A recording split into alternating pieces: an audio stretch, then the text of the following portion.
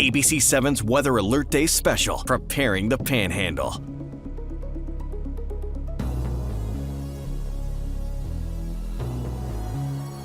Good evening and welcome to Preparing the Panhandle, a Weather Alert Day special brought to you by Dockins Overhead Door. Today we'll take you inside the storms and how we and many others work together to keep the Panhandle safe. Every year, the High Plains will go through a monsoon season during the summer. This is where a majority of the annual rainfall comes from each year. A lot of the times, this rain and moisture is brought to us by thunderstorms. But what exactly does it take to get these towering columns of rain and ice to form? For just a basic thunderstorm, we need three things: instability, moisture, and lift. And if we have those three things in the atmosphere, then we can generate thunderstorms. All three of these ingredients work in tandem to generate thunderstorms, but instability can arguably be the most important to inevitably see a convective thunderstorm. This is in weather terms defined as CAPE, or convective available potential energy. This is measured in joules per kilogram. Again, we look at this parameter called CAPE. You know, we certainly for a severe storm like to see it over 1,000, but you can find examples where other factors, you know, with lower than that number, we're able to come together and still get some severe storms. Meteorologists like to look at SKU-T graphs to know how much CAPE is going to be available for thunderstorm development. Measuring this shaded region in between the SKU-T graph is how meteorologists determine how much CAPE is going to be available for thunderstorms. The larger the area is between this yellow dotted line and this red solid line is where that surrounding air is going to be having rising motion, or that's that updraft available for that thunderstorm. If this is a hard graph to understand, Michael Gittinger at the National Weather Service has an example of how to get rising motion within the atmosphere. And we like to use the example of a hot air balloon, right? There's this buoyancy. If you heat up the air and within that balloon, it's more buoyant than the surrounding air. And so it's going to rise on its own. And that's a convective process. It's why we get thunderstorms. Well, one way to visualize this is to run your own experiment or make your own with your kids at home. Just a forewarning, it can get a little bit messy. But all you're going to need is 2 different colors of dye, a tub, a transparent one that you can see through, and you're going to need warm water, and you'll likely start to freeze some ice with one of those colors dyed inside of it. You're about to see how the warm water will be lifted up because of buoyancy. Dump your blue ice cubes in on one side of the container while adding several drops of red dye to the warm water on the other side. The cold blue water allows the warm water to rise up and over it, and we can relate this to a couple of things. The first is instability in the atmosphere, and the second is what we would call a lifting mechanism. Both of these are needed in order to create thunderstorms. A dry line, a cold front, those are the types of things that will create some lift in the atmosphere as the winds converge on these features. You know, it can't go down because of the ground, so it has to cause upward motion when you get converging winds. So the other main ingredient for thunderstorms is available moisture. This can affect the cloud base of a thunderstorm and will ultimately influence what types of severe weather we can have, from hail, winds, and even tornadoes if the fourth ingredient is present. But the big game changer for thunderstorms is wind shear, because wind shear refers to the change of wind speed and or direction with height. And when we tilt the updrafts of these storms because the wind speed is increasing with height, then that allows your updraft and your downdraft to kind of work like a machine and work together, and the storms can get stronger as opposed to the storm going straight up and then the downdrafts in these storms interfere with the updraft. Wind shear increases the longevity of a storm's lifetime and is a key ingredient when seeing higher chances of tornadoes developing. As you know, weather in the Panhandle can take a 180 overnight. As Michael Gittinger with the National Weather Service explains, it's always best to be prepared. Some resources to go to for making a plan. Ready.gov is one of the main things. I mean, it'll talk about severe weather, winter weather, and the things that you need to do to be ready for each of those types of, you know, potential natural disaster or threats that we have with weather. You certainly, Red Cross has got a lot of great information. So if you go to redcross.org and go into there, and FEMA as well, those are some really good sites to go to that will help you kind of develop your family preparedness plans. Awareness is always key when severe weather could potentially threaten your area. Therefore, it's very important to know the difference between a tornado watch and a warning. A tornado watch means that the ingredients to produce a tornado are all there. Watches are issued hours in advance of the possible tornadic event. They last for several hours and generally cover portions of states. A tornado warning, on the other hand, is much more dangerous and simply means that the tornado is happening. Given only a minute's notice, if a warning is issued, there's an imminent danger in your area and you need to seek shelter immediately. Warnings typically last 20 minutes to an hour, depending on where it is. Knowing exactly what to do if you do find yourself in a tornado's path where a warning has been issued can save your life, and it is vital that you seek shelter immediately. Although going into a basement is ideal, a lot of houses here across the High Plains do not have basements, so you're going to want to be on the lowest floor of the building. For example, if you have a 2-story house, you want to be on the downstairs level in the most interior room of your home. Gather your cell phone, snacks, water, and anything else that is necessary, as you might need to stay put for quite a while. Put your mattress over your head for protection. During a tornado, one of the biggest issues that cause destruction is projectile debris, which fly through the air at very high rates of speed.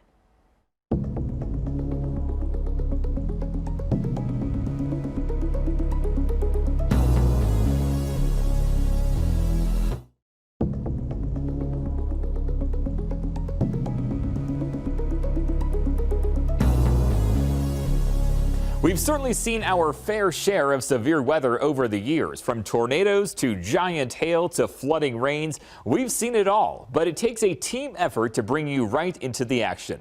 Let's take a look back at some of the more memorable severe weather events and meet our storm chaser team. When the weather turns dangerous, we have a team of storm chasers who bring you right into the action. Right in front of us. Their footage helps the meteorologists on air not only describe what's going on outside, but actually show you what's heading your way. So let's meet the guys. Blake Brown. I'm from Panhandle, Texas, and I'm 25 years old, and I am a storm chaser for ABC7 News. Kyle Davies. I'm from Childers, Texas. My name is Barry Noose. I'm from Amarillo, Texas. With these 3 chasers, we have most of the Panhandle covered when severe weather threatens. But how did they get into storm chasing? For many of them, their passion for weather and storms started from childhood experiences. It was a tornado. Actually, a small tornado came down the alley. My mom saw it. It killed the power at the same time, and it went across the street, tore up a bunch of trees in our house, and tore off the roof of my best friend at the time. And I was just amazed that the tornado could do that. And so then I really started watching Lynn Slesick all the time, and really, you know, and ever since then I've just been fascinated with tornadoes. It's that passion for storms and weather that drive our chasers to get the best footage around. Our chaser team was crucial to our coverage during last month's tornado outbreak on March 13th. The Storm Search 7 weather team was on the air for 6 hours, keeping you at home safe and informed. So let's take a deeper look at the events surrounding that day. You know, I had to admit that things did look really good. I mean, to get that much moisture up on the caprock this early in the year was something that was different. It's it's a pretty unique setup. So the day comes, and the Storm Prediction Center puts us in a moderate risk, a level 4 out of 5 for severe storms with potential for long-track violent tornadoes. We knew it had the potential to be a very bad day with lives at risk. The weather conditions were all aligning perfectly, and these storms were going to mean business. Let's hear about that morning from our chaser's point of view. I can't say that I was super excited just because of the fact that it looked like it was going to be a very dangerous day and a lot of lives could be affected. And that's something you never want to see, even as a storm chaser. We're always happy to see the storms and tornadoes, but we never want to see them hitting a town or affecting people. We like to see them over rural landscapes. The best way to describe it is jitters and butterflies in your stomach almost. You can get that nervous feeling, and then when you're seeing that it looks like it's coming together, you're just sitting there waiting for each model run to come in. We got into Clarendon, the storm began to wrap up, and we noticed a cone tornado fixing to come into the town of Clarendon. So at that point, we drove into town, turned around and to try and get on the east side of it and get visual of it as it went through town. And the rain was just hitting us so hard. The RFD was wrapping in, and you couldn't see nothing. And so at that point, we kind of took our north road on up towards Lake Greenbelt. As we came into the backside of it, it was beginning to kind of rope out and kind of lift up off the ground, but there was a few mesovortices that were going across the highway. and we came into it and hit one of those mesovortices and had debris hitting us from the side. Power line almost came down on us, and we noticed a tree get sucked right out of the ground, not even 50 yards from us. We got really close to being in a really bad situation, but luckily it was weakening and we were all good, and we were able to report that there was in fact a tornado that just went through the Lake Greenbelt area. While they were out there risking their lives with these dangerous storms, they were also providing life-saving images and helping us keep folks at home informed. March 13th was a big tornado event for the High Plains. In the end, we had 13 tornadoes, 3 of which were long-track tornadoes, 2 of them were nearly a mile wide, and they did some damage. But the incredible part about all of this is that no one was injured or killed by these powerful storms.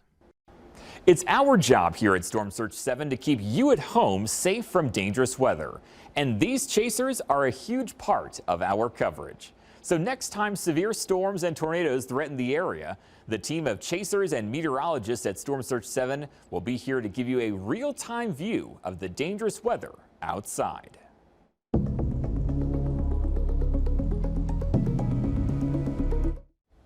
Some of the most common types of severe weather are high winds and large hail. Over the next few minutes, we're going to explain how hail can grow to such large sizes here in the High Plains. We know what happens when we have a severe downdraft in a storm, right? We get wind damage to the surface. We have severe updrafts too, and that manifests itself in large hail. These strong updrafts have rising motion in them that is so fast and temperatures are so cold, it can support water droplets to stick to the hailstone and freeze to it. One good way to show this or visualize this is to set up your own example. In order to do this, you're going to need a tennis ball, a ping pong ball, and a hairdryer. Notice how the ping pong ball is light enough that the hairdryer can support the weight of it and keep it suspended by just applying an updraft.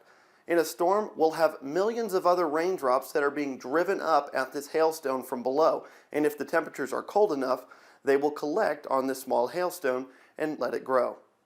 These stones will grow until one of two things happen. Either the stone is too big for the updraft to support it anymore, such as the tennis ball, or the updraft is not strong enough to keep it suspended in the air. Or the updraft is tilted and the stone eventually leaves the updraft and then falls to the ground. You can get large hail if they go straight up and straight down, but then the wind shear added onto that, we get this idea, we tilt the updrafts can get stronger and last longer, and when you have rotation in these storms, they more efficiently recycle hail back into the storm. Another way of thinking about this is the hailstone could enter the updraft at a much lower level. It would then travel through the updraft again, spending more time in an environment where it can continue to accumulate ice. Hailstones can be very large here in the Panhandles because of the amount of instability our atmosphere can store. This is because we have cold air coming over the Rocky Mountains from the jet stream and warm, moist air at the surface coming from the Gulf of Mexico. That is what creates the very unstable environment and strong updrafts here in the plains and can create some of the largest hailstones in the world. Turn a different way! I can't. A couple years ago in May 2019, I believe, we had a 5.5-inch hailstone in Wellington, in the southeast Texas Panhandle, and they actually had some pets that perished in that. Hailstones of that size can penetrate roofs if they aren't constructed well enough and can enter the home where you may be taking shelter. Stones of that size will travel at a terminal velocity of nearly 80 miles per hour, so it's like getting hit by a pitch from a Major League Baseball player. This is why we will sometimes encourage you to take pillows or blankets with you into your safe space inside of the home in order to keep those hailstones that if they do penetrate your roof, they're not going to hurt you or your pets. One neat feature that you can sometimes see on radar that will tell you large hail is in a storm is what we meteorologists call a hail spike. This is a false echo on radar that, well, it looks just like a spike. You can see one here as an example on the backside of this very strong thunderstorm that's moving just to the south of Lake Meredith several years ago. Michael Gettinger with the National Weather Service here in Amarillo explains how this feature occurs. And what happens is that the hail is so reflective compared to raindrops that the radar beam, it hits into the hail and it'll bounce down off the ground and it'll kind of make its way back up and make its way back to the radar. but it's delayed. The radar's expecting that to, the distance that you're hitting that to come back, and it's measuring that time. But when it's bouncing all around and then comes back later, the radar thinks, well, that whatever that feature is, that must be back here further away because it took longer. And so when it does all that bouncing around off the hail, it'll create this spike in the radar because it doesn't really know where to place this energy that's coming back to it delayed. When you see these on radar, it's a very good indication that there is a lot of hail inside of a storm and can be a good warning sign to take shelter.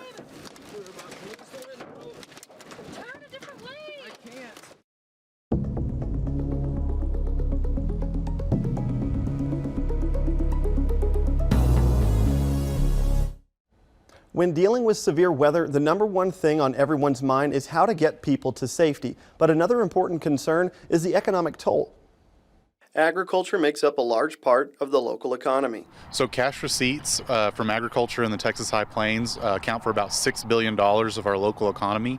When you take the multiplier effect and circulate it throughout the economy, agriculture is responsible for about $9 billion worth of economic activity here on the Texas High Plains. Agriculture is an industry that will either suffer the consequences or reap the benefits of weather. One of the worst times for a severe storm to damage a row crop would be after what is called the prevent plant date. This is when it's too late to replant a crop and still have it insured. So what we see in those situations is a farmer has put in, hundreds of dollars an acre of inputs to grow a crop, and then their yield is damaged or their crop is lost. And if they're underinsured, that's going to be a major loss. And even if they are insured, those insurance programs don't compensate for every dollar lost. And so severe storms also impact those outside of the ag industry. Director of Marketing and Communications for Amarillo's Economic Development Committee, Savannah Talbert, says that significant storms have the most impact to the economy through an increase in sales tax collection from repairs after a storm has passed. While wind, hail, and tornadoes can cause a large amount of destruction to the local economy, one threat from severe storms that can be often overlooked is flooding rains. The year that we just had that influx of rain and we couldn't get crops planted for a long time, our farmers recovered very well. We have a lot of crops that the genetics have made it so they can grow in a shorter season. But that water damage to waterlogged fields was a complication to the growing season over time. The Amarillo Economic Development Committee says that companies looking to bring their business here often ask about the weather because it can impact the progress of a project. While the High Plains will see nearly 270 sunny days a year, severe weather and even winter weather are still some things that influence how a resident will go about their daily lives.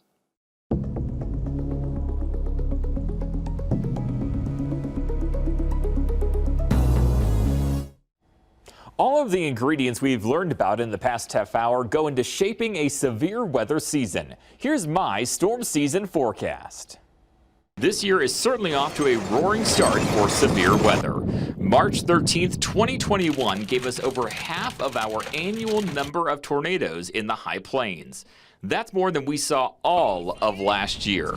This is just one of several reasons that I think we are going to see a more active storm season come May and June. The temperatures in the equatorial Pacific play a large role in our global jet stream patterns. Over the coming months, we are forecast to transition from a La Nina to a neutral phase. Mike Gettinger from the National Weather Service has more on what that could mean for our storm season. We had the outlier in winter. Winter did not play out like it should have for a typical La Nina, and so the spring could be the same. We'll have to see if we continue in this kind of vigorous storm system pattern that are just far enough south to influence us. In addition to the neutral phase, we have also started to see a lot of good moisture during the month of March. If we can continue this weekly or bi-weekly trend of having systems bring moisture to the High Plains, this will play a big role in the placement of the dry line in severe weather setups. When it comes to severe weather setup here across the High Plains, it really comes down to the dry line location. The dry line is basically a demarcation line, if you will, with dry air off to the west of it, warm, moist, unstable air off to the east of it. Now, during years when we don't have a lot of moisture in the ground, typically it will start off in the western parts of the area during the morning hours and will race east of Amarillo by 10 o'clock in the morning. Storms will fire along this line in the afternoon. In the the eastern parts of the area become severe and then exit into Oklahoma and out of our viewing area. However, during years when we do have some moisture in the ground, typically that pushes our dry line a little bit further off to the west, and then as it makes its way off to the east throughout the day, it doesn't make its way as far east, and a larger portion of the area sees severe weather. The moisture in the ground really does have an impact on how our severe weather season sets up. Due to the transition from La Nina to neutral phase, the added moisture, and the fact that we have already seen 14 tornadoes in March, I am forecasting that this year could be an active year with over 18 tornadoes. Look at that. Big, yeah, that's a wedge. Oh yeah, look at it, that's definitely a tornado. ABC7 has teamed up with the Don Harrington Discovery Center in an effort to show our youth what life is like working in broadcast television. This is part of an exhibit called Geared Up, and we're working with Channel 7 to create a weather and news area so students and families can learn all about media communications and meteorology and everything that goes into making a broadcast, which is a lot of fun stuff that we're still learning about. And so we'll have a green screen that they can actually see and do the weather, so they can do just like how Joe Puma does every night when they see him. And then they can come over to the news desk and talk about the news that's happening in Amarillo as well, because we'll have a teleprompter. They'll get to sit behind the news desk, and it's gonna be a lot of fun. Thank you all for taking the time to watch this year's Severe Weather Special. The Storm Search 7 team will work tirelessly throughout the season to make sure you stay safe and aware no matter what Mother Nature throws at us. Thank you again for joining us, and good night.